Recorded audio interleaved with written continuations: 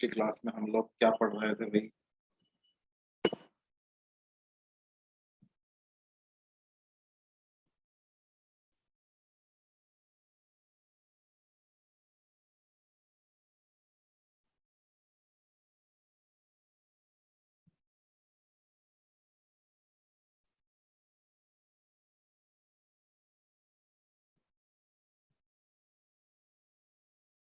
हम लोग पढ़ रहे थे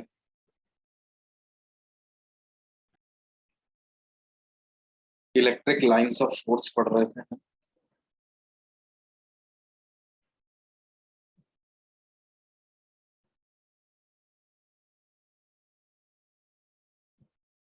गॉस लॉ हमने स्टार्ट कर दिया था क्या?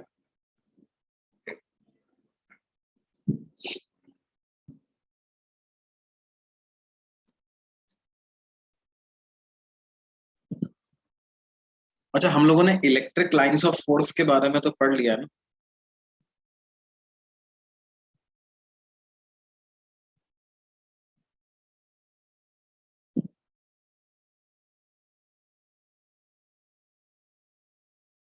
गॉस लॉ हमने स्टार्ट किया था। देखो, गॉस लॉ क्या होता है? किसी भी क्लोज सरफेस से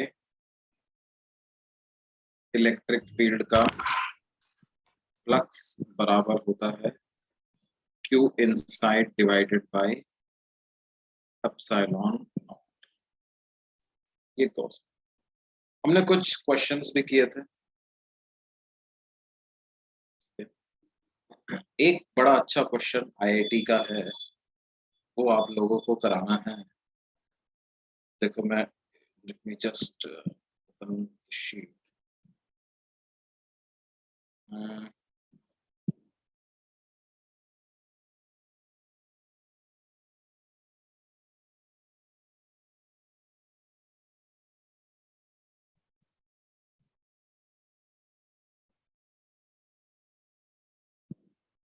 अच्छा, यहीं पे आप देख लो। Look at here, look at this place.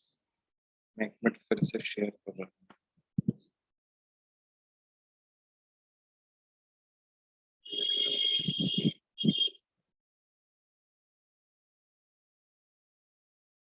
ये क्वेश्चन नंबर 6 देखिए। I will look at question number 6.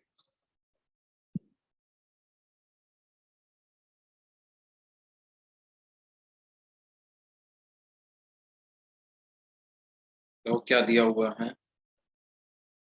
A disk of radius कितना?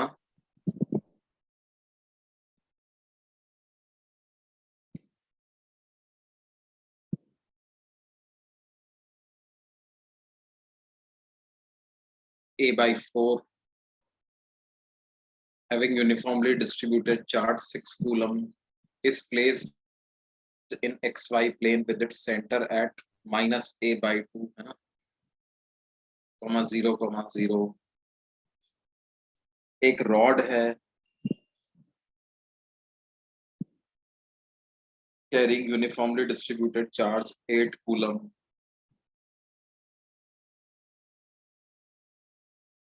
is placed on the x-axis from A/4 to 5A/4।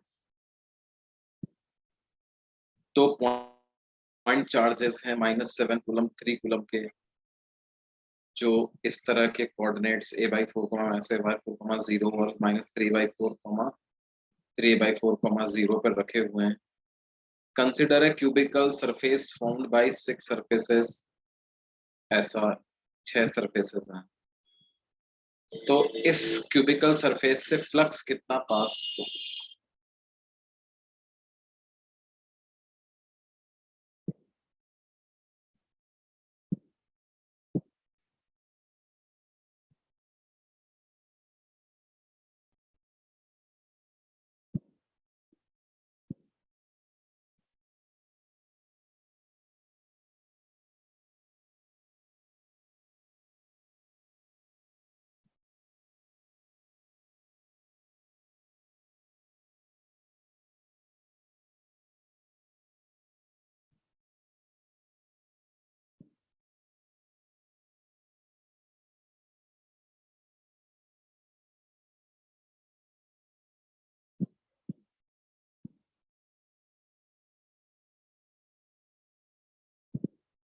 तो बेटे कैसे करेंगे इसको?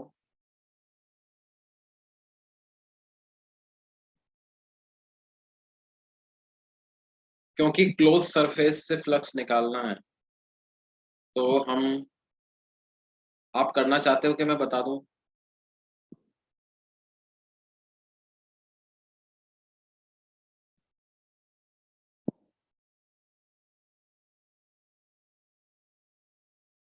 करिए करिए।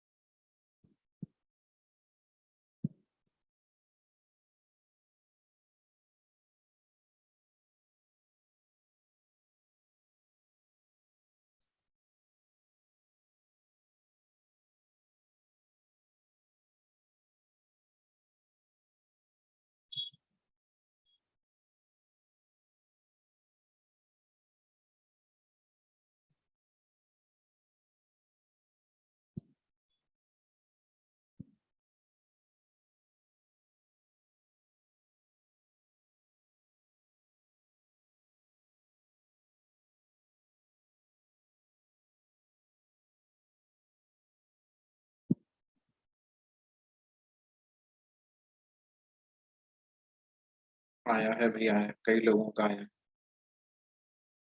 Yes, option A should be the answer, है ना? फ्लक्स को कैसे लिखेंगे बच्चों? गॉस लॉ की मदद से लिख सकते हैं। Flux through Q is equal to Q inside divided by epsilon nought. अब अंदर कितना चार्ज है? आधी डिस्क क्यूब के अंदर। तो डिस्क का जितना चार्ज है उसका आधा, यानी 3 कूलम, प्लस रॉड कितनी अंदर है? देखो, रॉड स्टार्ट होती है a/4 से, तो a/4 से a/2 वाला पार्ट, यानी 1/4 लेंथ अंदर है। तो 8 कूलम का 1/4 कितना आ जाएगा? 2 कूलम। और उसके अलावा ये जो -7 कूलम चार्ज है ये भी अंदर है। This divided by epsilon not करना है। तो 3 और 2 5, 5 - 7 -2 कूलम बाय एप्सिलॉन नॉट, ये फ्लक्स। क्या ये बात समझ में आती है बच्चों? बहुत आसान सवाल है कि नहीं?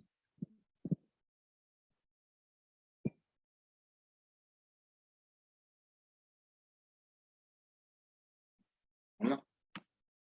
और देखो, ये एडवांस का क्वेश्चन है, ऐसा भी नहीं है कि क्वेश्चन जो है वो मेंस का है, एडवांस का क्वेश्चन।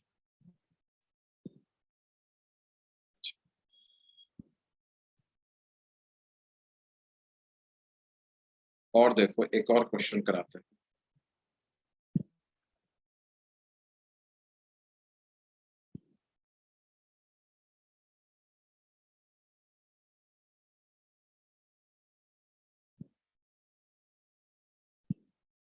ये वाला क्वेश्चन थोड़ा तगड़ा, उसके तगड़ा है। ठीक है, क्वेश्चन नंबर 24। Question number 20।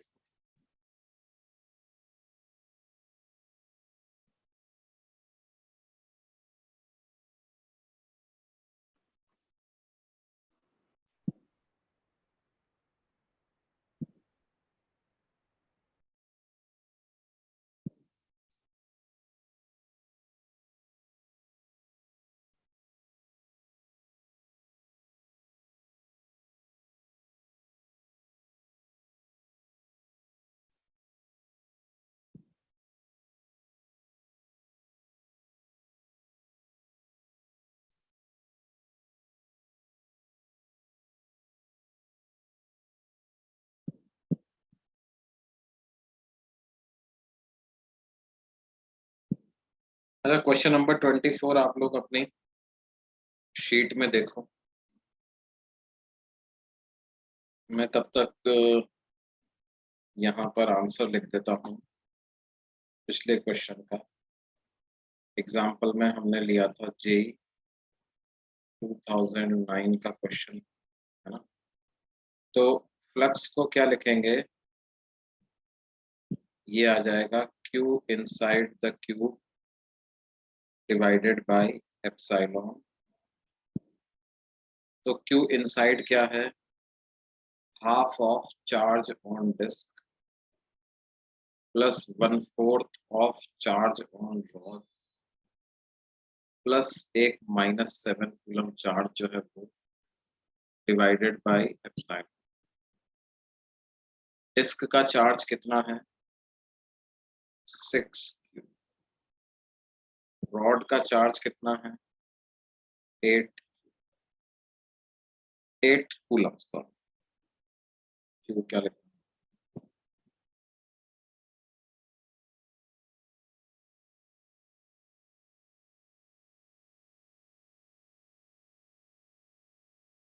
तो ये हो जाएगा 3 coulomb plus 2 coulomb -7 coulomb by epsilon. तो -2 कूलम बाय एप्सिलॉन, ऐसा फ्लक्स थ्रू क्यूब।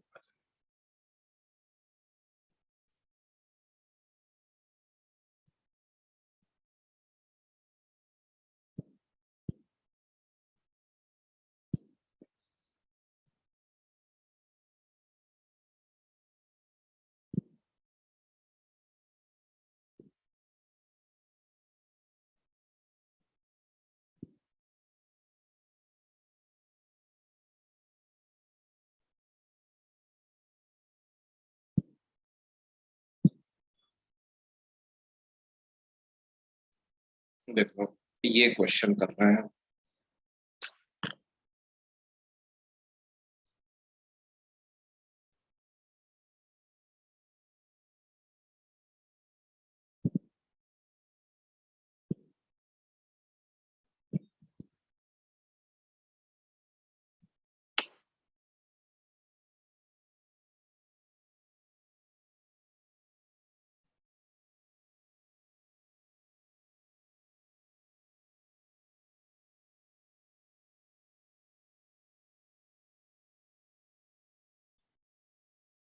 ए बी सी डी तो एक्स वाई प्लेन में ही है ना बेटा, A B C D is an X Y plane, ठीक है।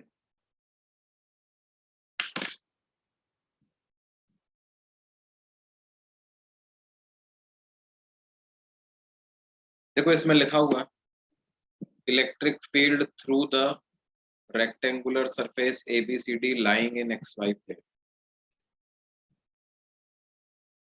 हाँ, वो डायग्राम में थोड़ा सा भले ही तुम्हें दिख रहा हो, बट यहाँ पर क्लियरली मेंशन्ड है, language of the question clearly mentioned.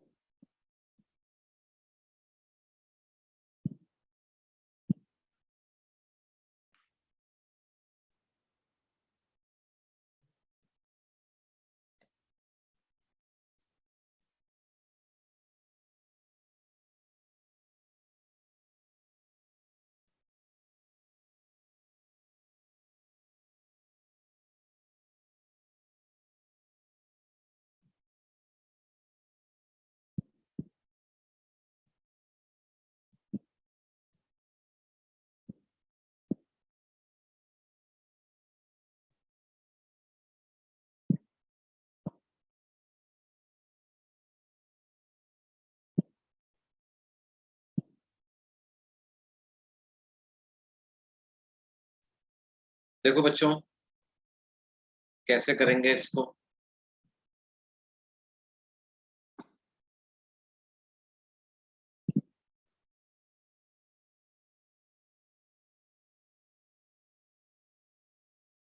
इसको आप ऐसे समझ सकते हो कि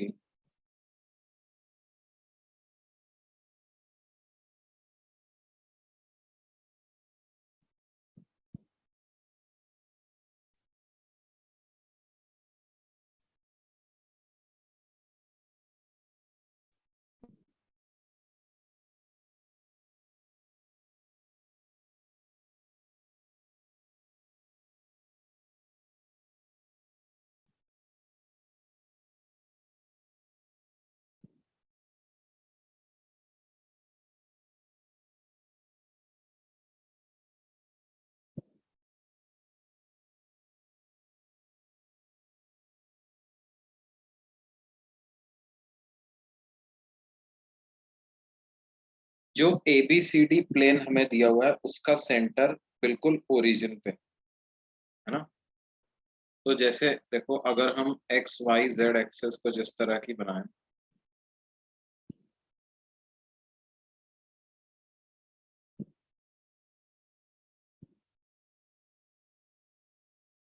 तो क्या है बेटे,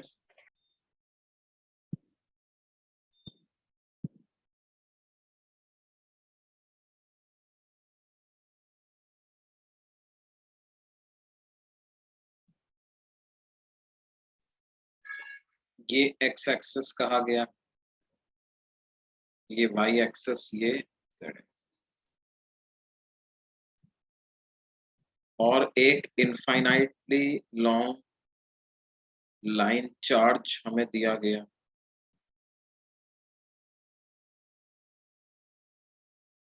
और वो किस प्लेन में लाई करता है, वो लाई करता है YZ प्लेन।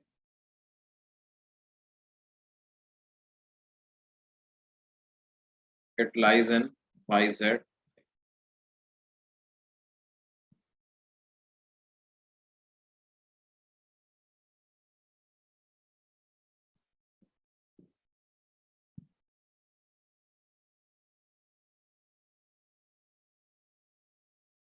और हमें फ्लक्स निकालना है किसमें से बच्चों, ABCD में से। वो ABCD किधर लाई करता है,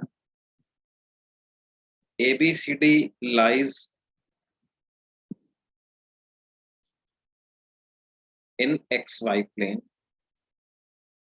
वो पूरी तरह से XY प्लेन में लाई करता है और उसका सेंटर कहाँ पे है,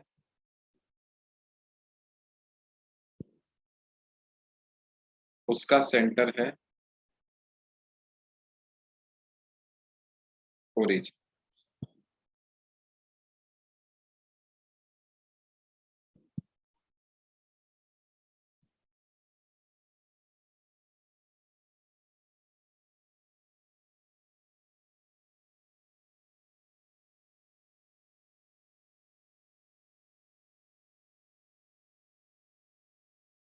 अब देखो इस डायग्राम को अपन क्या करते हैं, Z एक्सिस के अबाउट रोटेट कर देते। Let me rotate this diagram about Z axis like this, ऐसे रोटेट कर दो, है ना।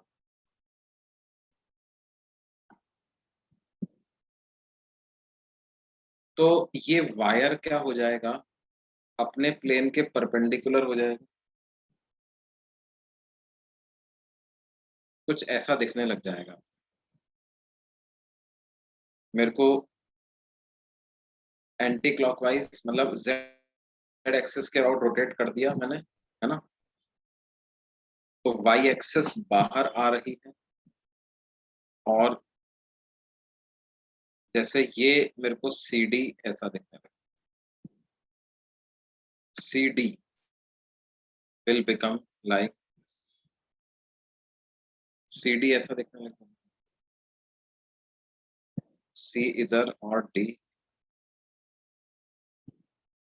और वो जो वायर है वो वायर मेरे को यहाँ पे रखा हुआ दिखने लग जाएगा, वो इसके प्लेन के परपेंडिकुलर चला जाएगा। और ये जो डिस्टेंस की बात थी, ये वाली डिस्टेंस, यहाँ पर ओरिजिन आ गया है, हियर लाइज द ओरिजिन। और ये जो डिस्टेंस है, ये कितनी डिस्टेंस है? दिस इज √3a/, और ये पूरी डिस्टेंस क्या दी गई है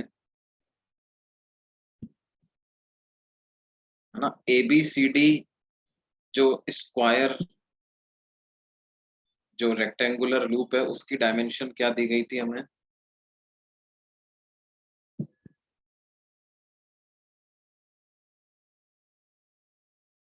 मैंने नाम थोड़ा सा उल्टा लिख दिया, ABCD ऐसे लिखना चाहिए, मैं इसको करेक्ट कर देता हूँ।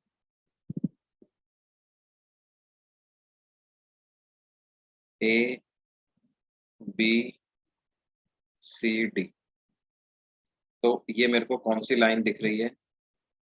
BC दिख रही है, ठीक है। BC की लंबाई क्या दी हुई है देखो वायर में? BC की लंबाई A दी हुई, ये पूरी लेंथ A है, राइट। और वो जो साइड जो कि रेक्टेंगुलर लूप की हमें नहीं दिख रही, उसकी लंबाई क्या है? उसकी लंबाई L है ना? AB और CD की लंबाई है। अब देखो आप, इस ये वायर एक डॉट से रिप्रेजेंट हो रहा है, एक्चुअल में ये पूरे प्लेन के परपेंडिकुलर है ना? बाहर निकल रहा है, बाहर से पूरा अंदर तक जा रहा है। अब इसको तो आप ऐसे ज्वाइन करो, और यहां से भी ऐसे ज्वाइन, तो क्या होगा? ये √3a/2 है, ये डिस्टेंस a/2 होगी, ये 90 डिग्री है। इस एंगल को आप थोड़ी देर के लिए थीटा मान लो, तो tan थीटा की क्या वैल्यू आ जाएगी? a/2 अपॉन √3a/2, मतलब थीटा 30 डिग्री आ जाएगा। तो ये पूरा एंगल कितना हो जाएगा बेटे? ये पूरा एंगल 60 डिग्री हो जाएगा। तो ये एक इक्विलैटरल ट्राइंगल बन गया, मतलब ये साइड भी कितने कितने आ जाएंगी? ए लेंथ की आ जाएगी, है ना? अब देखो दो तरीके हैं फ्लक्स निकालने के, एक तो क्या है, हम इंटीग्रेशन करके फ्लक्स निकालें, दूसरा है सिमेट्री से निकालें। अब मैं क्या करूं, ऐसे ही रेक्टेंगुलर फेसेस और ऐड करूं, ताकि ये वायर पूरी तरह से कवर हो जाए। तो वो रेक्टेंगुलर चारों तरफ से कवर अगर मुझे करना है, क्या करना है? चारों तरफ से अगर कवर करना है, तो मतलब सब तरफ से कवर करना है, तो सेंटर पे एंगल 360 डिग्री का बनाना पड़ेगा। तो एक एंगल 60 डिग्री का बन रहा है, इसका मतलब टोटल ऐसे 5 फेसेस मेरे को और बनाने पड़ेंगे। मेरे को क्या करना पड़ेगा? ऐसे 5 फेसेस और बनाने,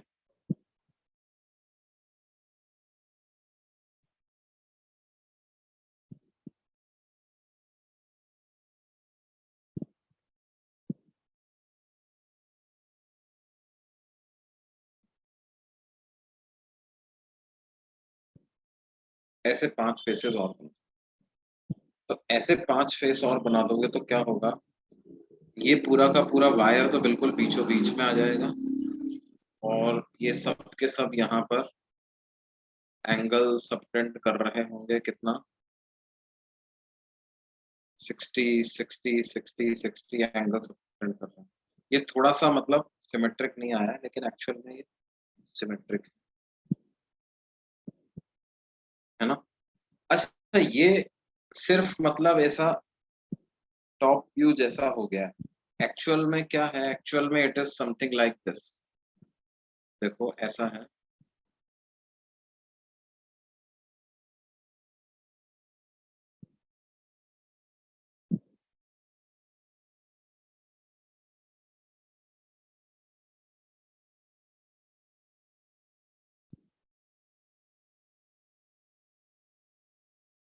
एक्चुअल में कुछ ऐसा, ऐसा है कि नहीं? और वो जो वायर है अपना, वो इधर से वैसा।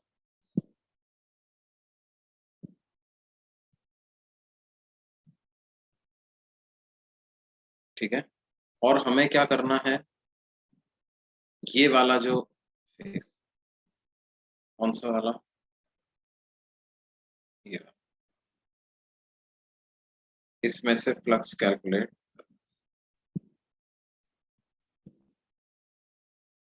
ठीक है, और साइड का नाम मैं दूं तो कैसा है, ए बी सी डी ऐसा ही है, ठीक है।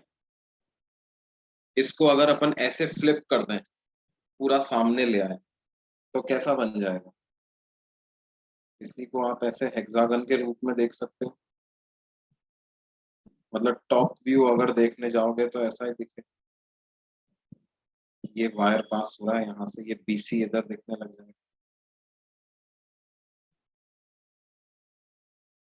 क्यों बच्चों,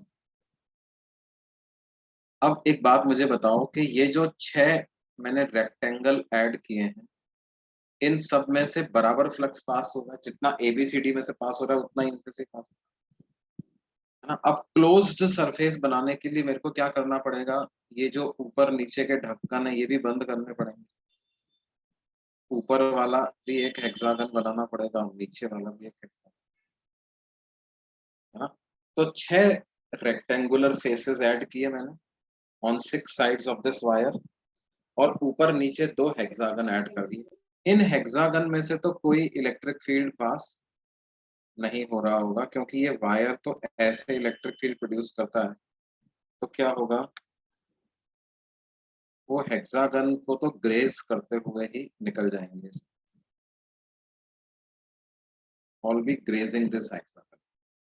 लेकिन इन 6 फेसेस से तो बराबर बराबर फ्लक्स पास होगा कि नहीं,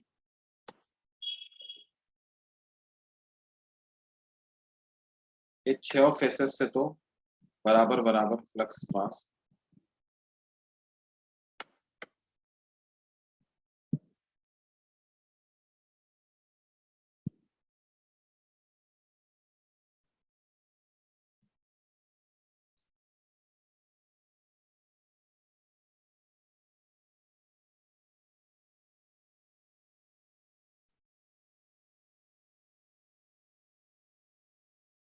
अब देखो ये जो ए बी की लंबाई क्या दी हुई थी डायग्राम में, देखो ए बी की लंबाई तो एल दी हुई है ना, ए बी की लंबाई तो एल है, तो क्या हो जाएगा बेटे, ए बी की लंबाई तो है एल, ये वाली लंबाई एल, और ये वाली लंबाई ए, तो वायर की कितनी लेंथ इस पूरे स्ट्रक्चर के अंदर है, एल लेंथ अंदर है, तो पूरे स्ट्रक्चर में से जो फ्लक्स पास हो रहा है वो तो lambda L by epsilon nought pass हो रहा है, लेकिन ये 6 times flux through A B C D के बराबर है, तो flux through A B C D कितना हो गया बेटे, लेमडा एल बाई 6 एप्सिलॉन।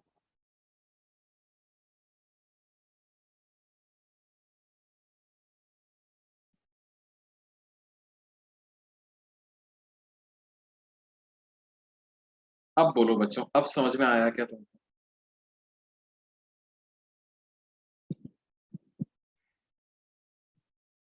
जिसको भी समझ में आया सब लोग यस सर लिखो, यस लिखो या कुछ लिखो, सो दैट आई नो कि कितने लोगों को समझ में आया। ऑब्वियसली हो सकता है कुछ लोगों को नहीं समझ में आया, तो I will have one more go at it.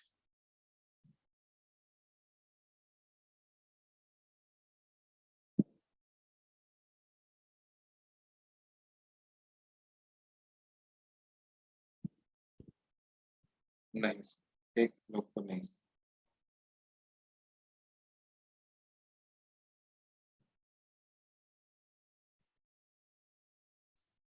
देखो, let us go back to the original diagram.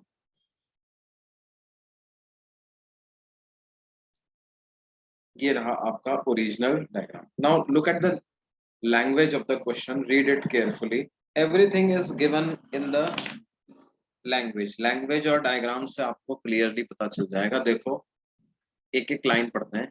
N infinitely long uniform line charge distribution of charge per unit length lambda lies parallel to the y-axis in the yz plane.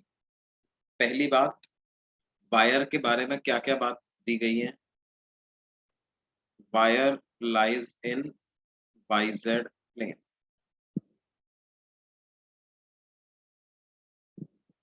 पूरा yz plane में है ये wire, yz plane से उठा हुआ नहीं है, बाहर नहीं है ना, पूरा का पूरा yz प्लेन में ही लाई करता है और y एक्सिस के पैरेलल है।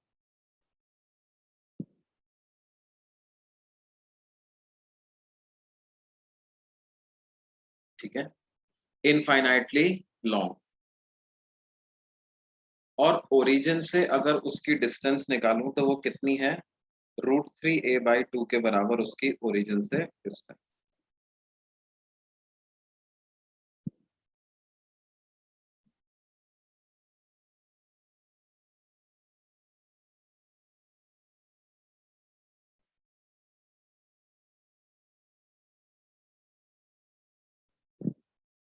अच्छा, पहले वो हेक्सागन कैसे बनाना है वो बाद की बात है, पहले इतना देखो समझ में आया कि नहीं है? अच्छा, अब एबीसीडी वायर के बारे में समझो। देखो एबीसीडी वायर कैसे रखा हुआ है। If the magnitude of electric field, flux of electric field through the regular surface, rectangular surface ABCD, ABCD के बारे में क्या दिया हुआ है? ABCD के बारे में दिया हुआ है रेक्टेंगुलर है।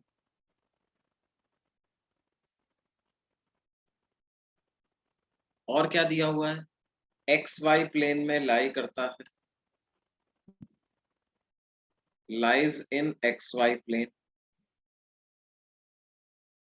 और क्या दिया हुआ है? सेंटर उसका ओरिजिन पे है।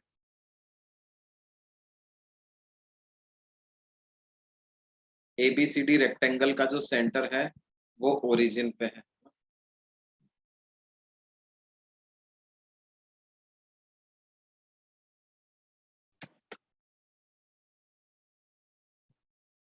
और क्या दिया हुआ है? देखो डायमेंशन दी हुई है, AD equal to BC equal to A and CD equal to AB equal to L, ये दिया हुआ। ठीक है, हाँ बेटे। तो अब इतना पढ़ने के बाद, इतना इंफॉर्मेशन के बाद तो कोई कंफ्यूजन नहीं होना चाहिए कि भाई कोऑर्डिनेट्स नहीं दिए हुए हैं सर, हमें तो नहीं पता चल रहा। भाई कोऑर्डिनेट्स मैं बता सकता हूँ ना, जैसे बोलो किस पॉइंट के कोऑर्डिनेट बताने तुमको, बी पॉइंट के कोऑर्डिनेट चाहिए तुमको, तो पूरा का पूरा एक्स वाई प्लेन में है तो जेड कोऑर्डिनेट तो 0 हो गया। ओरिजिन सेंटर है रेक्टेंगुलर का, पूरी लेंथ ए है, तो एक्स एक्सिस के अलोंग बी का कितना हो गया? a/2, और वाई कोऑर्डिनेट कितना हो गया? l/2। ए का कोऑर्डिनेट अगर तुमको चाहिए तो बता सकते हो वो कितना है? एक्स कोऑर्डिनेट आ जाएगा +l/2 और y कोऑर्डिनेट आ जाएगा +a/2, y कोऑर्डिनेट आ जाएगा -l/2। ठीक है, तो it lies completely in X Y plane, right, और centre of the rectangle is at origin.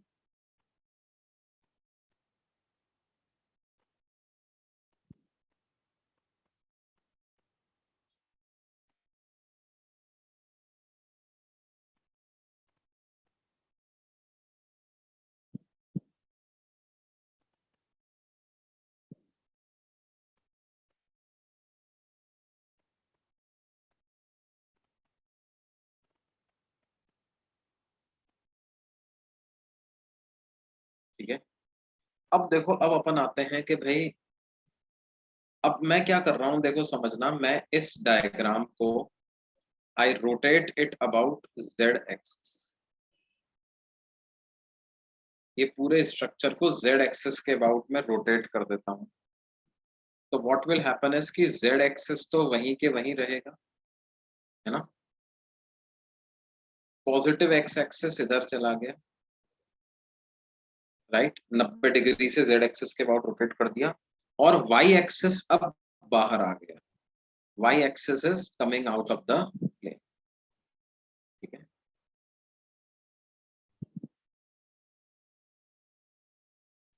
अब क्या होगा, ये जो बी पॉइंट है वो यहां पहुंच जाएगा और सी पॉइंट यहां पहुंच जाएगा। क्या ये चीज समझ में आती है कि नहीं?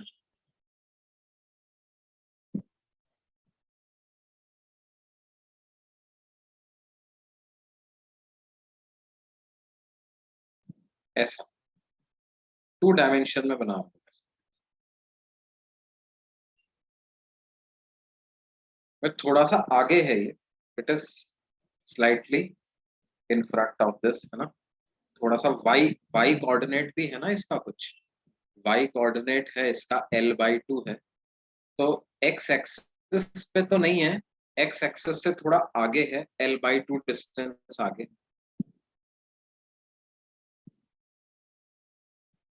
और जो वो वायर है, ये वायर, ये तो वाई एक्सिस के पैरेलल है, तो वाई ऐसा, वायर ऐसा होगा। अब ये डिस्टेंस हमें दी हुई है a, और ये डिस्टेंस दी हुई है √3a/2। तो उस हिसाब से हम जब देखते हैं तो ये एंगल 60 डिग्री मिल जाता है। अब ये एंगल 60 डिग्री मिल जाता है, मैं चाहता हूं कि इस चार्ज को पूरी तरह से कवर कर लूं। तो कवर करने के लिए पूरा एंगल 360 डिग्री होता है ना, तो 60 को कितनी बार मल्टीप्लाई करना पड़ेगा? 6 बार मल्टीप्लाई करना होगा। तो इसका मतलब हेक्सागन कंस्ट्रक्ट करना है हमको। क्या कंस्ट्रक्ट करना है? इसका मतलब हेक्सागन कंस्ट्रक्ट करना है, ताकि ये वायर बिल्कुल हेक्सागन के बीचों बीच में आ जाए। और एक्चुअल में इस हेक्सागन की कुछ लेंथ भी है, क्योंकि जो लेंथ मैंने शो नहीं की है वो इसकी लेंथ है। तो इस तरह से ये, आई होप अभी समझ में आया भाई। अब देखो जो वो डायग्राम मैंने बताया था उसको तुम देख सकते हो। Now have a look at this diagram. ये था, इसको रोटेट करके बनाया है अपन ने।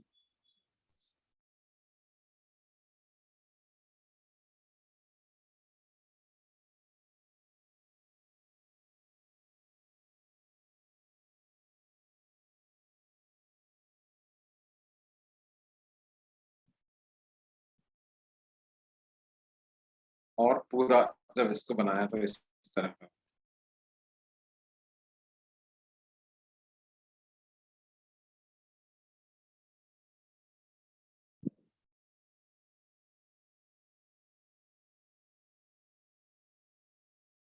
तो ये बेसिकली क्या है, गॉस लॉ और उससे रिलेटेड क्वेश्चंस हैं कुछ, है ना।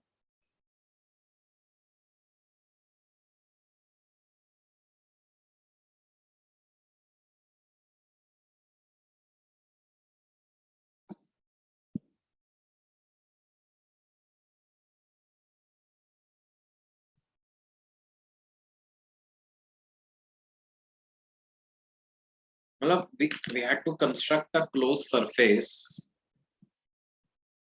so that the wire is positioned symmetrically to the sides of that closed surface, right? ऐसी क्लोज सरफेस हमको बनानी थी ताकि क्या हो जाए,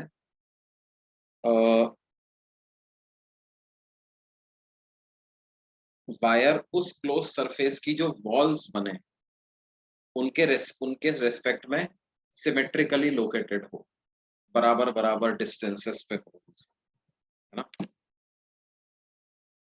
because ABCD at a perpendicular distance √3a/2 from the wire, तो मेरे को बाकी सारी वॉल्स भी ऐसी बनानी है जो सब √3a/2 की परपेंडिकुलर डिस्टेंस पे। अब ये √3a/2 डिस्टेंस से क्या हुआ, एंगल 60 डिग्री आ गया, है ना। √3a/2 डिस्टेंस से एंगल 60 डिग्री।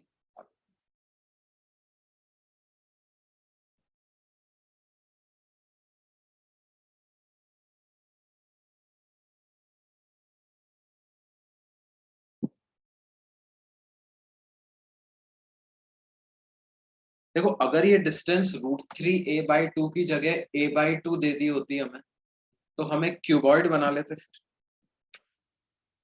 मतलब हमसे कहा जाता है कि भाई ये ऐसा है और ये डिस्टेंस a/2, राइट।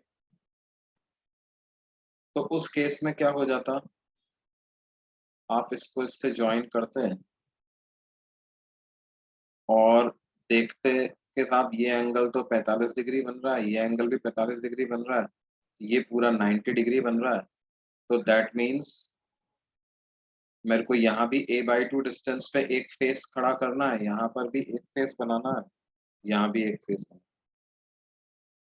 है। और ये बेसिकली ये तो ऐसा है, एल लेंथ के और स्ट्रक्चर क्रिएट करना है क्योंकि यहाँ भी एल लेंथ का ये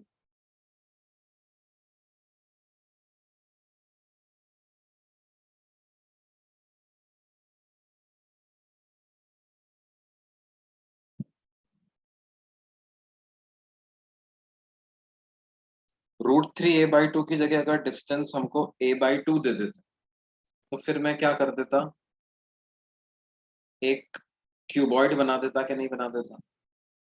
फिर उस केस में आंसर अपने पास आ जाता λL/4ε0।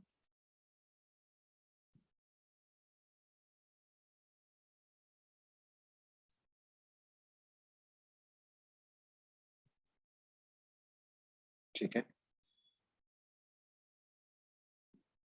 बिल्कुल बिल्कुल।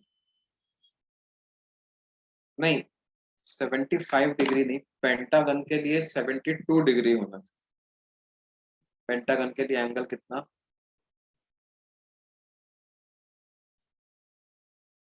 अच्छा देखो इंटीग्रेशन से कैसे करेंगे, इंटीग्रेशन से भी कर सकते थे इसको। कैसे,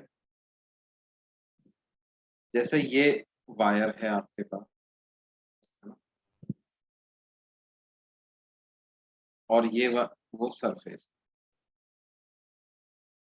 अब जैसे इस वायर की वजह से यहाँ से x डिस्टेंस की दूरी पर अगर मैं जाऊं और इलेक्ट्रिक फील्ड लाइन लिखूं तो वो ऐसी होगी, electric field line will be like this, है ना। और मैंने dx विड्थ की स्ट्रिप कंसिडर करी। अब आप देखो कि ये पूरी लेंथ जो है वो कितनी है, एल दी हुई है, ये लेंथ एल। तो मैंने क्या किया, x डिस्टेंस पे गया और dx विड्थ की स्ट्रिप कंसिडर कर ली। अच्छा वायर मेरा कैसा है, वायर इज लाइक दिस, इस एल लेंथ के पैरेलल है ना वायर। तो क्या होगा, वायर जो इलेक्ट्रिक फील्ड प्रोड्यूस करेगा वो इस पूरी स्ट्रिप से सिमिलर तरीके से कट कर रही होगी, इस पूरी strip,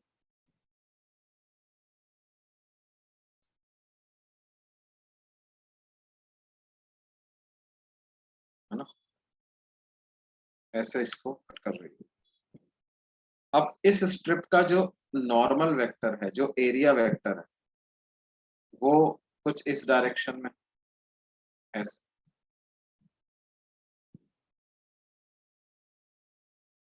area vector is in this direction. तो हर जगह ई वेक्टर और एरिया वेक्टर के बीच में एंगल ये बन रहा है थीटा, तो ये भी एंगल थीटा।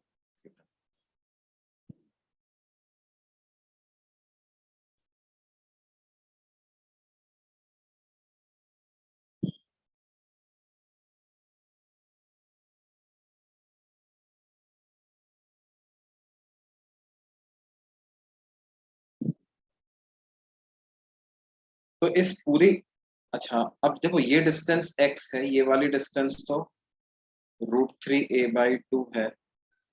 तो ये वाली डिस्टेंस मतलब इसकी वायर से परपेंडिकुलर डिस्टेंस जो हो जाएगी r, वो कितनी हो जाएगी, √x² + 3a² / 4 ऐसी डिस्टेंस हो जाएगी। तो e जब मैं लिखूंगा तो e आएगा 2k λ/r, r is √x² + 3a² / 4 into इस स्ट्रिप का एरिया। इस स्ट्रिप के एरिया को एल dx ऐसा लिख दूं because this sides length is L. और इधर वाला ये पूरा ए है। तो इलेक्ट्रिक फील्ड एरिया और कॉस थीटा से मल्टीप्लाई करना पड़ेगा, क्योंकि नॉर्मल वेक्टर और ई वेक्टर के बीच में एंगल थीटा है, तो into cos theta. Now what is cos theta? Cos theta is √3a/2 divided by under root of X square plus 3a² by 4। तो कितना आ जाएगा बेटे? ये 2 से 2 कैंसिल होता है, तो √3 times K lambda L, √3 times K lambda L into A into D X upon X square plus 3a² by 4। उसको आप √3a/2 का होल स्क्वायर ऐसा लो, और इस पूरे का इंटीग्रेशन। और x की लिमिट कहां से कहां तक डालूंगा? -a/2 से a/2 तक। x की लिमिट पुट करूंगा -a/2 से a/। अब देखो बच्चों, ध्यान दो कि ये जो इंटीग्रेशन होता है ना,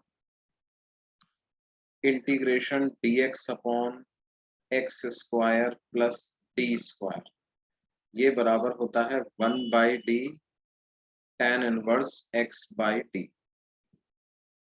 तो जो आपका जो इंटीग्रेशन है वो किस में कन्वर्ट हो जाएगा? √3 के लैम्डा एल ए तो बाहर है, √3 के लैम्डा एल ए तो बाहर है। इंटीग्रेशन लिखा हुआ है एक्स स्क्वायर प्लस √3a/2 का होल स्क्वायर, तो 1/√3a/2 into tan inverse of x upon √3a/2, और लिमिट पुट करो -l/2 से l/2। तो ये √3 से √3 कैंसिल होता है, a से a कैंसिल होता है, न्यूमरेटर में आ जाएगा 2 के लैम्डा एल। ठीक है,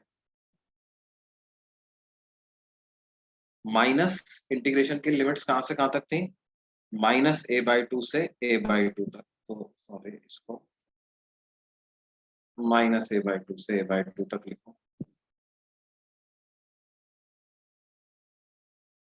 अब x की जगह a/2 रखोगे तो a/2 से a/2 कैंसिल हो जाएगा, tan इनवर्स 1/√3, तो वो लिखेंगे π/6 माइनस tan इनवर्स -1/√3, तो उसको लिखेंगे -π/6। राइट, तो ये आ जाएगा 2 के लैम्डा एल π/6 प्लस π/6। तो π/6 प्लस π/6 कितना हो जाएगा बेटे? π/3। और k को आप लिख दो 1/4πε0 lambda L into π/3।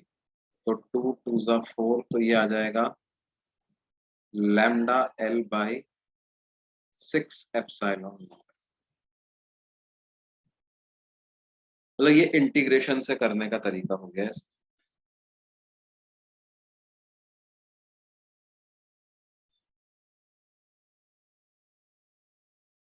Open body में एरिया वेक्टर की डायरेक्शन दोनों साइड हो सकती है, लेकिन जनरली क्या है, अपन एरिया वेक्टर को ऐसा ही मानते हैं ताकि फ्लक्स पॉजिटिव आए, है ना। हाँ, प्रीवियस पेज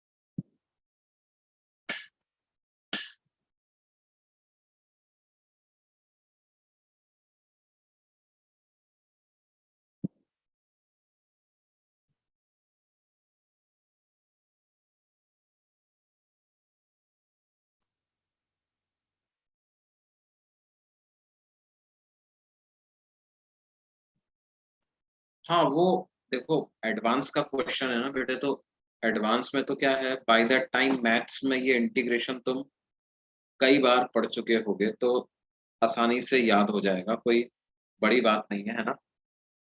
ये integration is a very standard normal formula in your maths, तो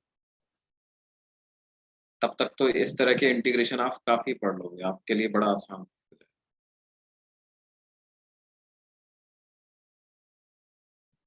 हाँ, जब इंटीग्रेशन पढ़ोगे तब आप ध्यान रखना, सर ने बताया था बड़े बड़े आसानी से हो जाए।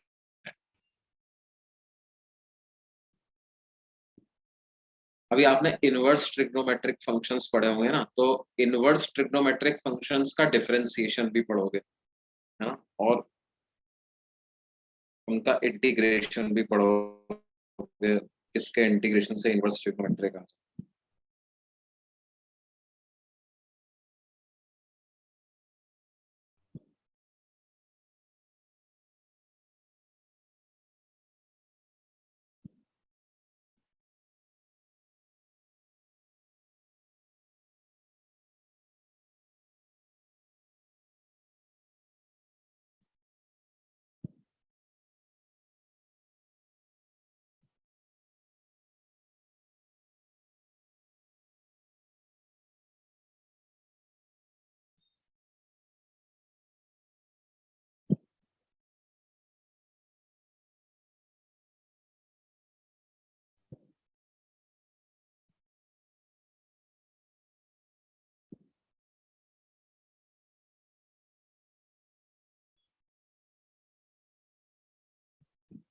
हो गया बच्चों, नोट कर लिया ये वाला?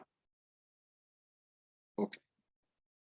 तो ये बेसिकली गॉस लॉ और उसकी कुछ एप्लीकेशंस हैं, है ना। अच्छा, जैसे एक और वैसे सवाल होता है जिसमें इंटीग्रेशन से फ्लक्स निकालना पड़ता है, गॉस लॉ से नहीं निकालते, इंटीग्रेशन से निकालना पड़ता है, वो क्वेश्चन और मैं आपको करा देता हूँ फ्लक्स का, और फिर उसके बाद हम लोग क्या है,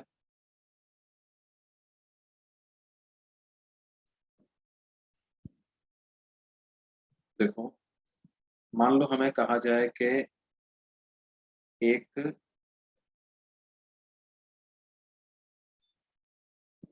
डिस्क है ना, या सरफेस है इस तरह, सर्कुलर सरफेस, और एक चार्ज क्यू रखा हुआ है उसकी एक्सिस पर, एक्स डिस्टेंस पे चार्ज रखा हुआ है, और रेडियस इसकी आर। तो हमसे पूछ रहे हैं कैलकुलेट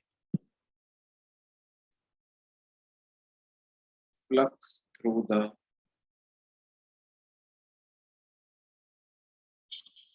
सर्कुलर सरफेस। इस सर्कुलर सरफेस में से फ्लक्स कैलकुलेट करना।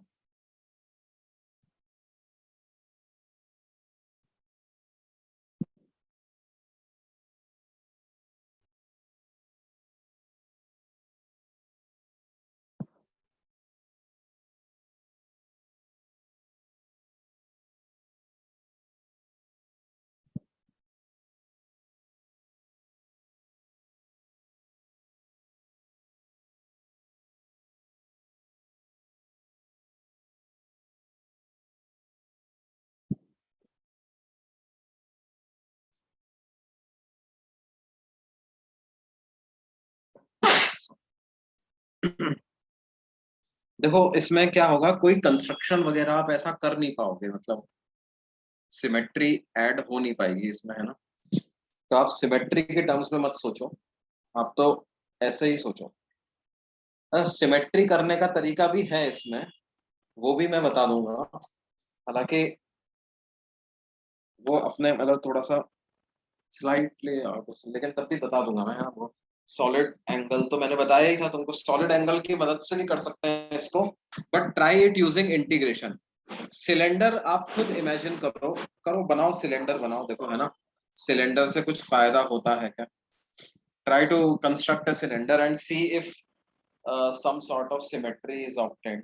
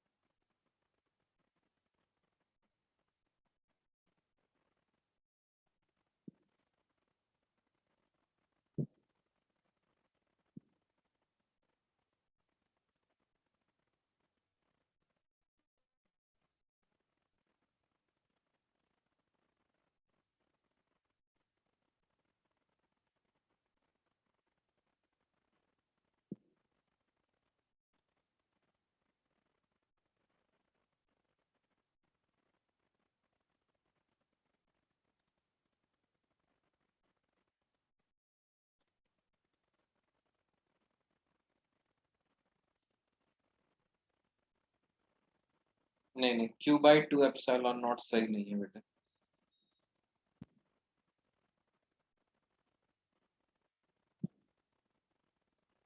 Q/2 एप्सिलॉन नॉट तुमने क्या सिलेंडर बना के किया क्या?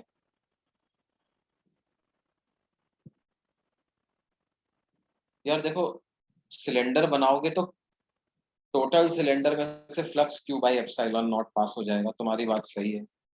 मान लो तुमने Q चार्ज को सिलेंडर के बीच में ले आए, तो जितना राइट वाले फ्लैट पार्ट से फ्लक्स पास होगा उतना ही लेफ्ट वाले फ्लैट पार्ट से भी फ्लक्स पास होगा। यहाँ तक भी बात सही है। लेकिन क्या होगा, जो Q/एप्सिलॉन नॉट फ्लक्स पूरे सिलेंडर में से पार्ट होगा, पास होगा, उसका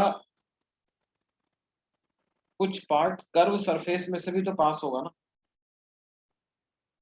उस फ्लक्स का कुछ पार्ट जो है वो कर्व्ड सरफेस से भी पास होगा। तो वो कर्व्ड सरफेस को भी तो अकाउंट में लेना पड़ेगा ना तुमको, वो कैसे अकाउंट में लोगे?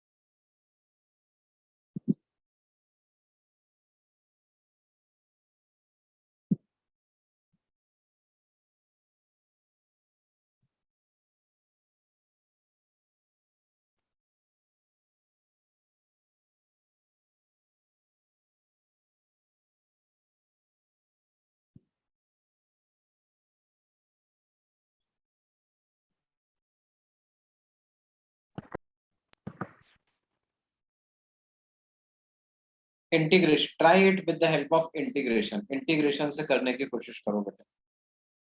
सिमेट्री से नहीं हो पाएगा, try it using, try this using integration.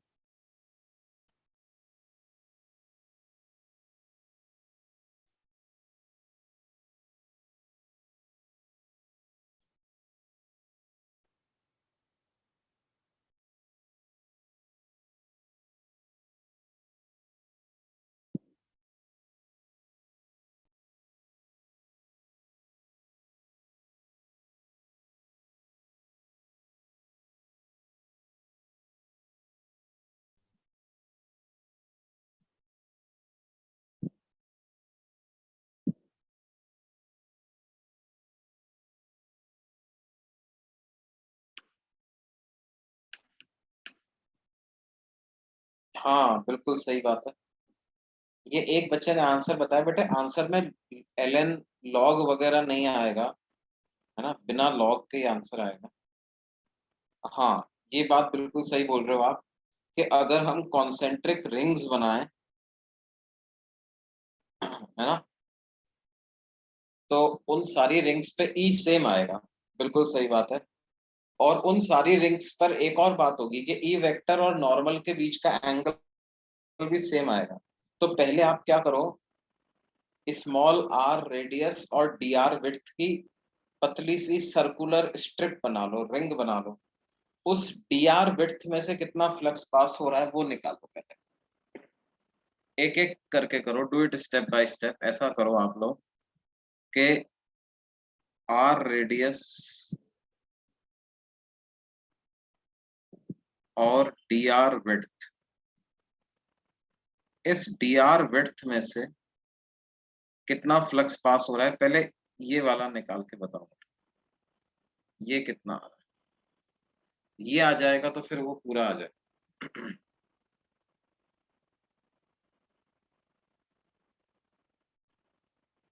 यहाँ पे इलेक्ट्रिक फील्ड की डायरेक्शन तो ऐसी हो जाएगी,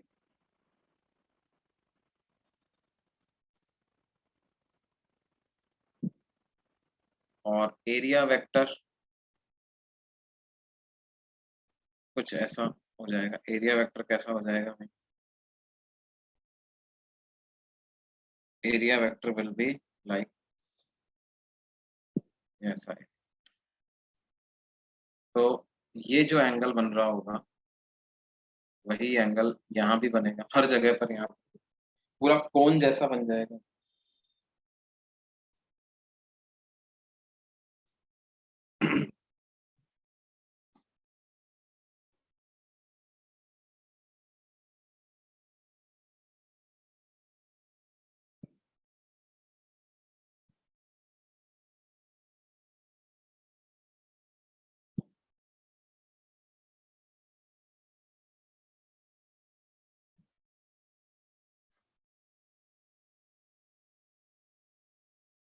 हम्म, एक बच्चे का आंसर सही लग रहा है मेरे को, जो आया है उसका ऑलमोस्ट करेक्ट है बेटे तुम्हारा आंसर।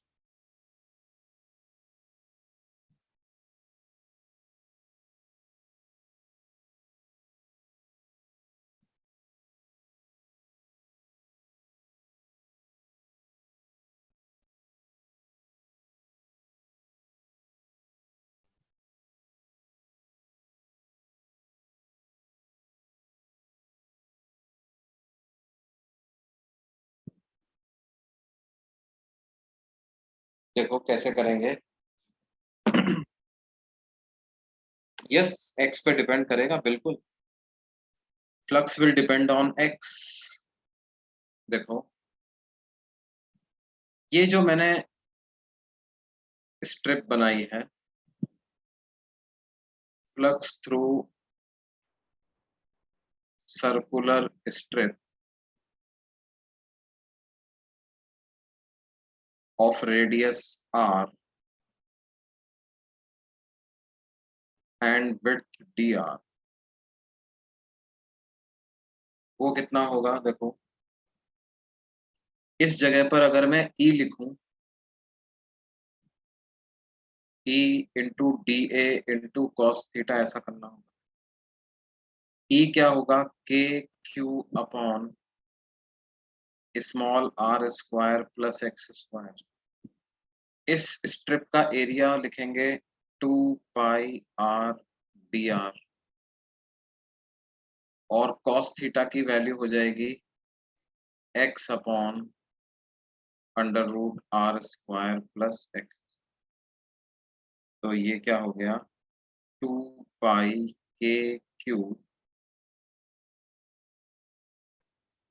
r 2 पाई x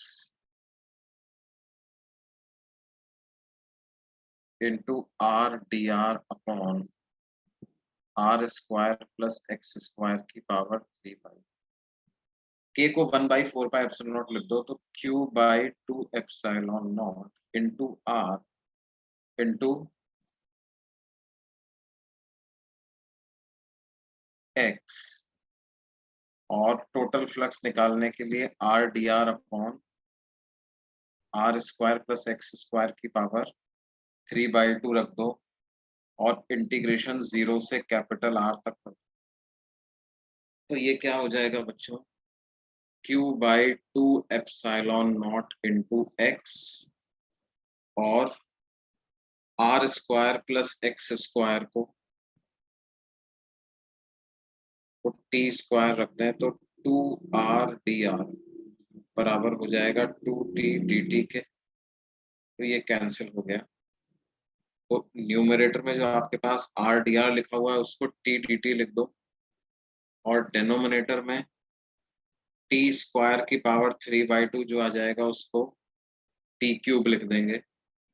अब इंटीग्रेशन की लिमिट रखनी है, तो स्मॉल r जब 0 था, when small r equal to 0, तो t बराबर x के हो जाएगा, and when small r equal to capital R, तो t हो जाएगा under root capital R square plus x.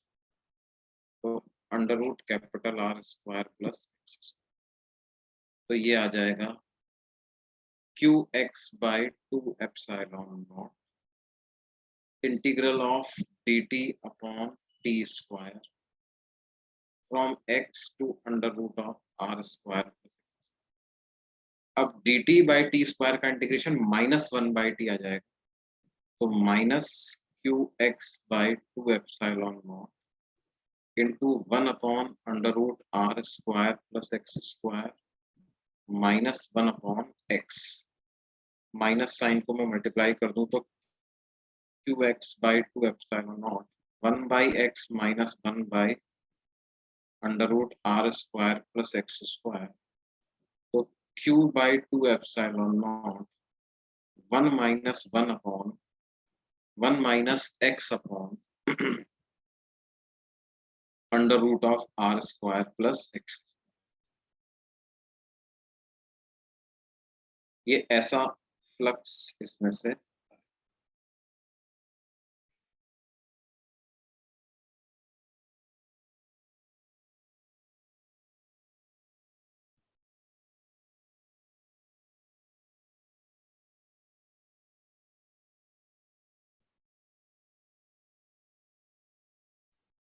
देखो, कुछ बच्चे बोल रहे हैं सर सिमेट्री से क्यों नहीं होगा, डायग्राम बना के दिखाओ। बेटे देखो, ये क्यू यहाँ से x डिस्टेंस पे है ना। अब आपने सिमेट्री ऐड करने के लिए क्या किया, जहां तक मैं समझ पा रहा हूँ आपने ऐसा ही किया होगा कि x डिस्टेंस पर एक और सर्कल बना दिया, ऐसा ही किया।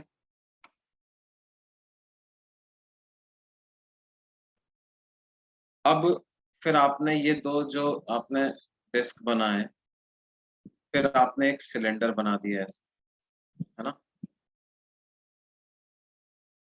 अब देखो, जितना फ्लक्स यहाँ से पास होगा उतना ही यहाँ से भी पास होगा, प्लस कुछ फ्लक्स कर्व सरफेस से भी पास होगा। तो आप क्या इक्वेशन लिखोगे जब गॉस लॉ लिखाओगे लगाओगे, तो आप क्या लिखोगे, five plus five through curve surface equal to q by epsilon naught. ये इक्वेशन लिख के बैठे रहोगे सर, इसके आगे क्या करोगे। कर्व सरफेस में से फ्लक्स कैसे निकालेंगे इस चार्ज का, वो तो वो भी नहीं निकाल सकते हो।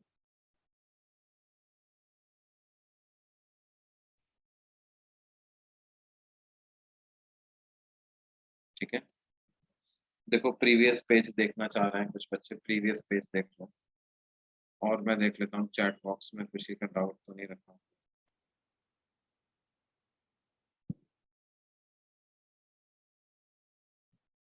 Why did not we take it as a disk? Disc ही तो लिया। अच्छा बेटे, वो पूरे एरिया से मल्टीप्लाई नहीं कर सकते ना, मैं समझ गया। आपने ये वाला, इस एरिया की जगह आपने पाई आर स्क्वायर लिख दिया क्या। अरे बेटा, पाई आर स्क्वायर तो क्या होगा, वो तो पूरा एरिया आ जाएगा। यहाँ पर इलेक्ट्रिक फील्ड अलग है, यहाँ अलग है, यहाँ अलग है, सब जगह पर, इन सब जगहों पर अलग अलग है ना। तो मैं जो इलेक्ट्रिक फील्ड यहाँ पे है उसको पूरे एरिया से कैसे मल्टीप्लाई कर सकता हूँ। मेरे को ऐसा पार्ट लेना पड़ेगा जहां पर इलेक्ट्रिक फील्ड एग्जैक्टली इतना ही है, k³ r² plus x square. तो वो ऐसी ही स्ट्रिप बनेगी, वो पूरी डिस्क का एरिया नहीं ले सकते। पूरी डिस्क के एरिया में थोड़ी ई सेम है, उसके तो अलग अलग पॉइंट की डिस्टेंस चार्ट से अलग अलग है ना।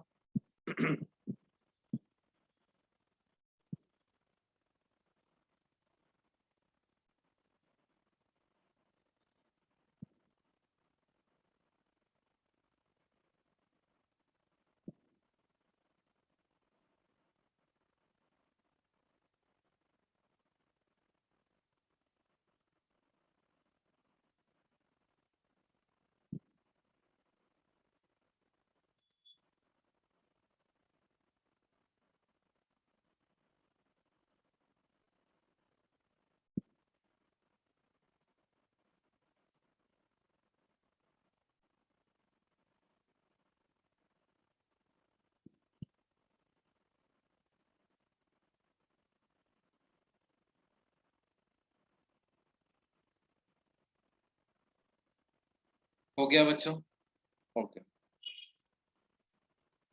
अब देखो, अगर बिना इंटीग्रेशन के आप करना चाहते हो तो देर इज वन मेथड। हाँ, वो मेथड होता है किसका, सॉलिड एंगल का। वो सॉलिड एंगल का मेथड क्या होता है समझना। देखो, जैसे ये आपको डिस्क दी गई और यहाँ से x डिस्टेंस पर एक चार्ज रखा हुआ है इसकी एक्सिस पर। तो हम क्या करें, ये जो डिस्टेंस है ना, under root of r square plus x square, इतनी रेडियस का एक स्फेयर बना हुआ। Draw a sphere of this much radius.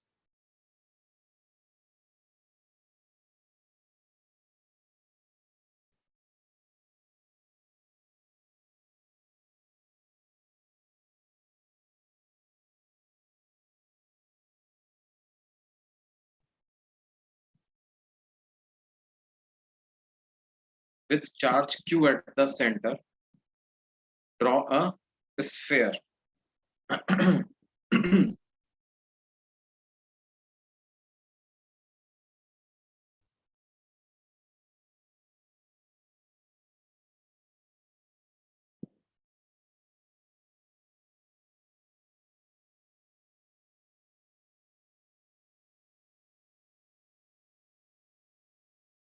अब देखो, इस डिस्क में से जितना फ्लक्स पास होगा,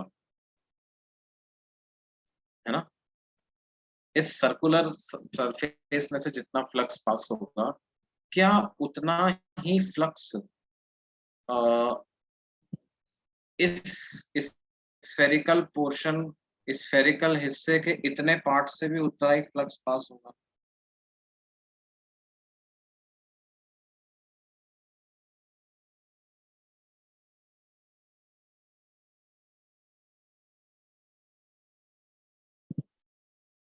ठीक है,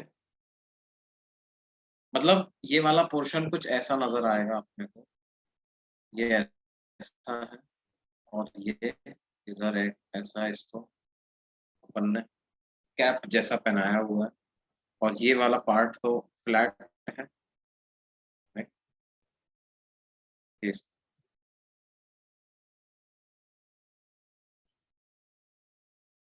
तो जितना मैं बोल सकता हूँ कि अगर चार्ज बाहर रखा हुआ है इसके, अगर चार्ज ऐसे बाहर रखा हुआ है यहाँ पे, तो जितना फ्लक्स इस फ्लैट सरफेस से पास हो रहा है, उतना ही उस हेमिस्फेरिकल पोर्शन से भी पास हो रहा है। अच्छा, अब आप देखो कि ये जो पूरा जो हेमिस्फेयर है ना, पूरे हेमिस्फेयर में से कितना फ्लक्स पास हो रहा है? Q divided by epsilon not. पूरे हेमिस्फेयर से जो फ्लक्स पास हो रहा है, that is Q divided by epsilon not, इतना फ्लक्स पास हो।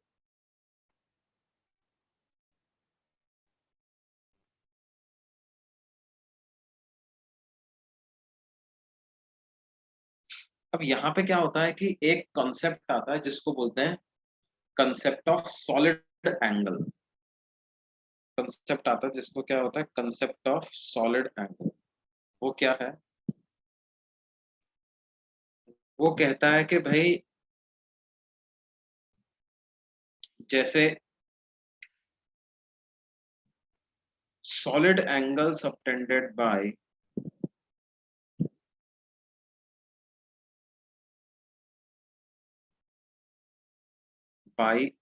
अ स्फेरिकल सरफेस, वो बराबर होता है किसके? 4 पाई के बराबर। Solid angle subtended bye spherical surface होता है 4 पाई के बराबर। और ऐसी अगर कोई सरफेस है जो कि मान लो एक अपना प्लेन एंगल बना रही है, कितना? थीटा। सपोज ये एंगल थीटा बन रहा है इधर, ठीक है।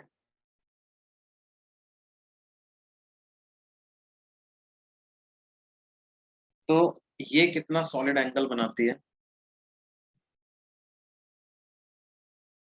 ये सॉलिड एंगल बनाती है 2 पाई इंटू 1 माइनस कॉस।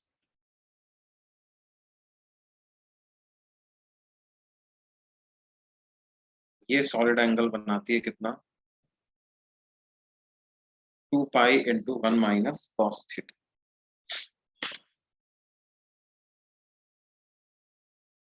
अगर ये इस किसी सरफेस का हाफ एंगल थीटा है तो सॉलिड एंगल बराबर होता है 2 pi into 1 minus cos theta. अगर कोई सरफेस किसी पॉइंट पर हाफ एंगल सबटेंड करती है थीटा, तो जो सॉलिड एंगल होगा, करस्पॉन्डिंग सॉलिड एंगल, वो बराबर होगा 2 पाई इंटू 1 माइनस कॉस। तो हम क्या कहेंगे, हम कहेंगे कि देखो 4 पाई सॉलिड एंगल से फ्लक्स पास हो रहा है Q divided by epsilon naught. तो 1 स्टेरेडियन जो सॉलिड एंगल होगा उससे फ्लक्स पास होगा Q by epsilon not divided by 4 पाई। तो 2 pi into 1 minus cos theta solid angle से फ्लक्स पास होगा Q by 4 pi epsilon naught into 2 pi into 1 minus cos theta. तो ये आ जाएगा Q by 2 into 1 minus cos theta, Q by 2 epsilon naught into 1 minus cos theta. और cos theta की value आप put कर दो, ये x है, ये under root r square plus x square है, तो कॉस थीटा हो जाएगा x upon under root r square plus x.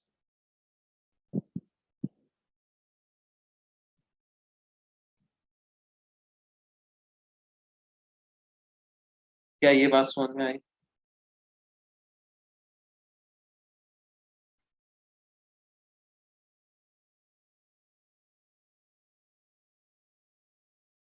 Solid angle subtended by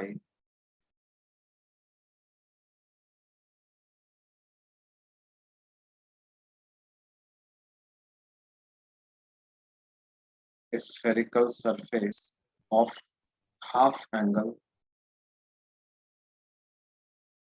theta.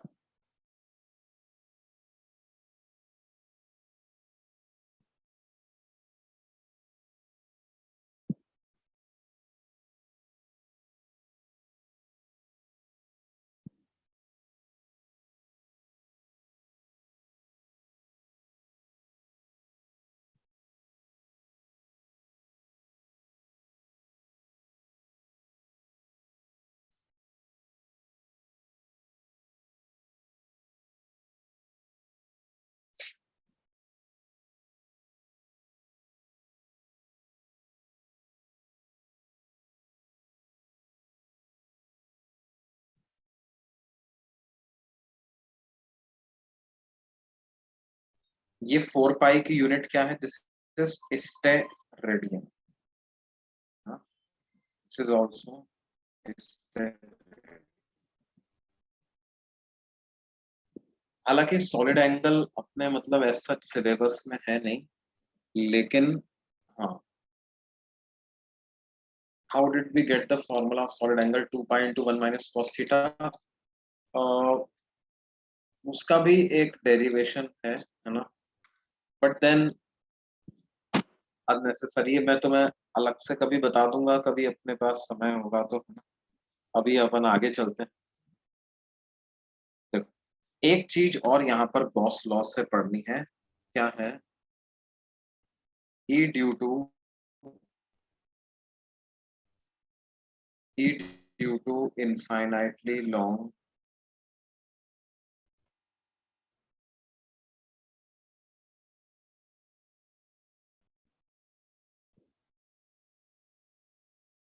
hollow cylinder, E due to infinitely long hollow, ठीक है। एक hollow cylinder है बेटे, लेकिन कैसा है? और ऑफ कोर्स चार्ज्ड है, यूनिफॉर्मली चार्ज्ड है, बट हॉलो है तो charge is obviously present only at its surface. Capital R radius,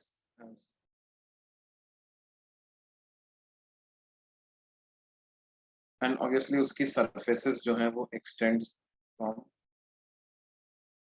minus infinity two plus,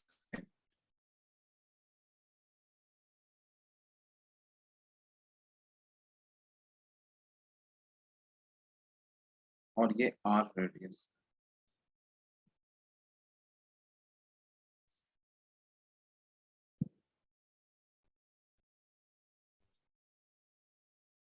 ठीक है, चार्ज पर यूनिट लेंथ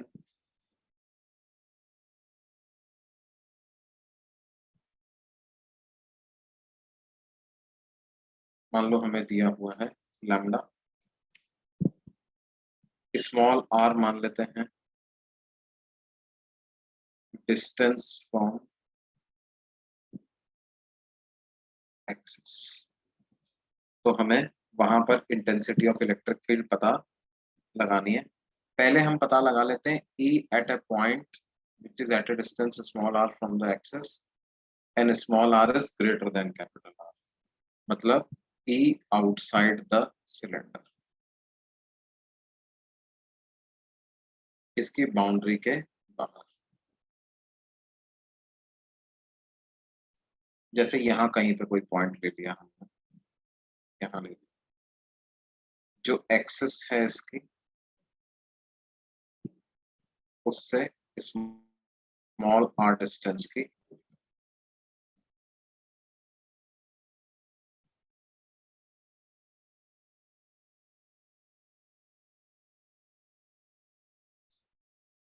अच्छा, अब एक बात बताओ कि ये स्मॉल r डिस्टेंस पर अगर मैं इस सिलेंडर के चारों तरफ पॉइंट्स ले लूं तो उन सब पॉइंट्स पर E बराबर होगा।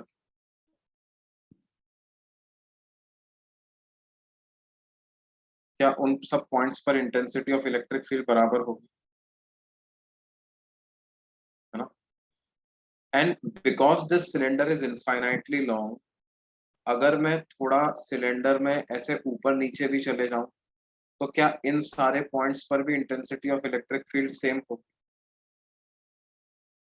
तो जो मुझे ई कैलकुलेट करना है वो इस इन सब जगहों पर उसका मैग्नीट्यूड तो सेम आने वाला। तो मैं बेसिकली मैंने क्या कर लिया, इस सिलेंडर के अराउंड एक और ऐसी इमेजिनरी सिलेंड्रिकल सरफेस बना ली। उस सिलेंड्रिकल सरफेस के हर पॉइंट पर इंटेंसिटी ऑफ इलेक्ट्रिक फील्ड का मैग्नीट्यूड ई ही रहे, और सिमेट्री से हम बोल सकते हैं कि डायरेक्शन जो होगी वो ऐसा रेडियल डायरेक्शन में ई की डायरेक्शन आएगी। जो कर्व सरफेस है उसको ई परपेंडिकुलरली कट करेगा और पूरी सरफेस पर मैग्नीट्यूड ई रहेगा। मैंने ऐसे केयरफुली इस तरह की सरफेस बना ली और इस सरफेस को मैं ऐसा ढक भी देता हूँ, दो लिड लगा दे करके, ऊपर से और नीचे से ढक्कन लगा दिया। अब मैं क्या करता हूँ, apply Gauss law on the imaginary cylindrical surface.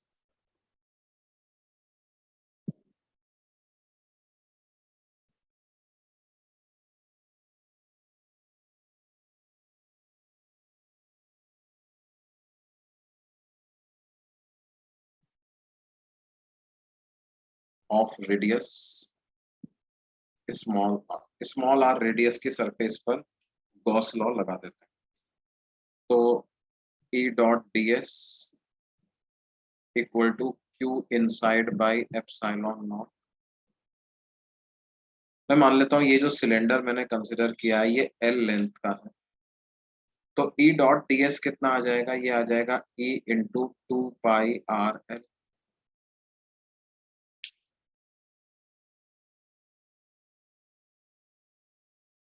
बस ये मैं इसको वाइंड अप कर रहा हूँ। क्यू इनसाइड, ये जो पूरा सिलेंडर मैंने कंसिडर किया है ब्लू कलर वाला, उसके अंदर कितना चार्ज है, उसके अंदर जो चार्ज है क्या उसको लैम्डा इंटू एल लिख सकता हूँ क्या? उसके अंदर जो चार्ज है उसको लैम्डा एल लिख सकता हूँ, क्योंकि ये जो हॉलो सिलेंडर जिसपे चार्ज है उसकी एल लेंथ ही तो इसके अंदर। और इसको एप्सिलॉन नॉट से मैं डिवाइड करता हूँ, तो एल से एल कैंसिल हो जाएगा, तो ई की क्या वैल्यू आ जाएगी, lambda divided by 2 pi r epsilon naught. तो मैं इसको 2 से मल्टीप्लाई कर दूं, 2 से डिवाइड कर दूं, तो मेरे पास फाइनली एक्सप्रेशन आ जाएगा 2 k लैम्डा बाई। देखो ये एक्सप्रेशन बिल्कुल वैसा ही आ रहा है जैसा कि एक इनफाइनाइटली लॉन्ग वायर की वजह से आता अगर वो एक्सिस पे रखा हुआ होता सिलेंडर, है ना। उसी तरह से अगर मैं इलेक्ट्रिक फील्ड इंटेंसिटी इसके अंदर कैलकुलेट करूं at small r less than capital R, तो उस अंदर वाली गॉसियन सरफेस के अंदर तो कोई चार्ज ही नहीं मिलेगा मेरे को। तो इसलिए हम क्या बोल सकते हैं, E at R less than capital R will be zero. Hollow cylinder के बाहर तो इलेक्ट्रिक फील्ड इतना आ जाएगा और अंदर इलेक्ट्रिक फील्ड जो रहेगा वो तो जीरो ही रहेगा।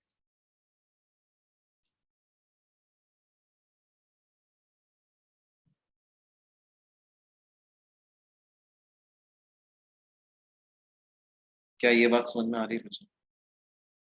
ये अपने को ध्यान रखना है, बाकी हम अगली क्लास में इसको कंटिन्यू करेंगे ही, ठीक है। भाई जीरो इसलिए है, you will write the exact same expression, यहाँ ये वाली स्टेप सेम रहेगी।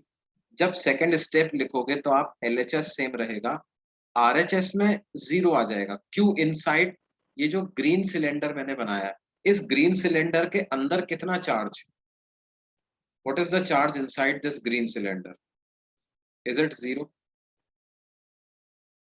Because I have considered charge तो सिर्फ मेरी ये रेड वाली सरफेस पे ही चार्ज है ना, charge is only present on this red cylindrical surface, hollow cylinder है ना।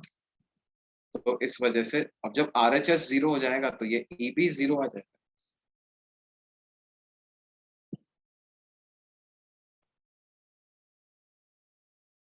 ठीक है, तो हॉलो सिलेंडर अपन ऐसे याद रख सकते हैं कि इनफाइनाइटली लॉन्ग हॉलो सिलेंडर का जो बिहेवियर होता है वो it matches with the hollow sphere. जैसे हॉलो स्फेयर के अंदर भी ई जीरो होता है उसी तरह से, लेकिन देखो यहाँ पर बस आर इक्वल टू आर पर ई होगा वही 2 k lambda by capital R, r equal to capital R पे क्या होगा 2 k lambda by capital R. लेकिन स्फेयर की कुछ भी रेडियस हो उसके अंदर इलेक्ट्रिक फील्ड जीरो जीरो ही होगा। लेकिन ये जो सिलेंडर है ये इनफाइनाइटली लॉन्ग होना चाहिए, तभी हम ये रिजल्ट्स बोल सकते हैं। ये दोनों रिजल्ट जो हमने डिराइव किए हैं वो इनफाइनाइटली लॉन्ग हॉलो सिलेंडर के लिए ही एप्लीकेबल है।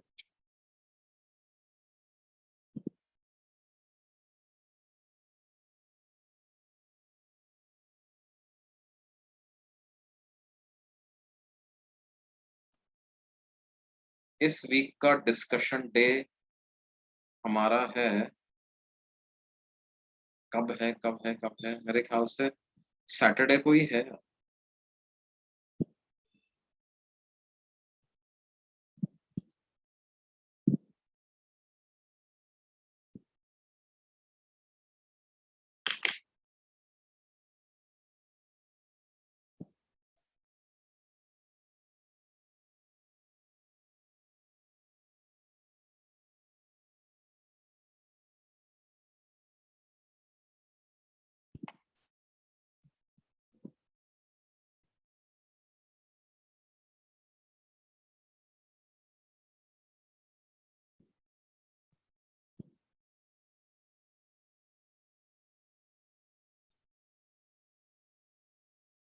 ठीक है बच्चों, तो बाकी फिर अपन अगली क्लास में पढ़ेंगे।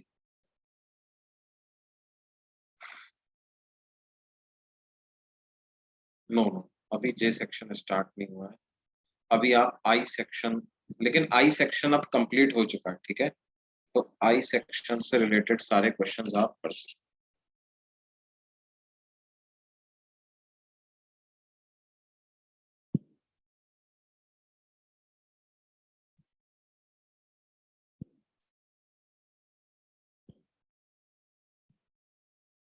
ठीक है बच्चों, फिर अगली क्लास में मिलते हैं।